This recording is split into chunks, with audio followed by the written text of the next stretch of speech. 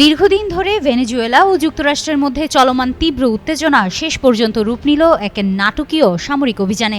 ভেনেজুয়েলার president Nicolas মাদুরোকে স্ত্রী সহ আটক করে যুক্তরাষ্ট্রে নিয়ে যাওয়ার ঘটনায় বিশ্ব রাজনীতির প্রায় অধিকাংশ শক্তিধর দেশ এই ধরনের অভিযানের বিরুদ্ধে তীব্র নিন্দা ও প্রতিবাদ জানাচ্ছে।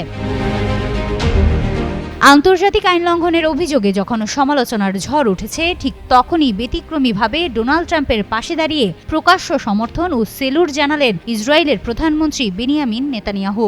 অভিযানের পর যুক্তরাষ্ট্রের প্রেসিডেন্ট ডোনাল্ড ট্রাম্প একে দুঃসাহসী পদক্ষেপ বলে আখ্যা দেন, আর তার পক্ষে প্রকাশ্য সমর্থন জানান নেতানিয়াহু, যিনি একে স্বাধীনতা ও ন্যায় বিচারের পক্ষে ঐতিহাসিক নেতৃত্ব বলে প্রশংসা করেন।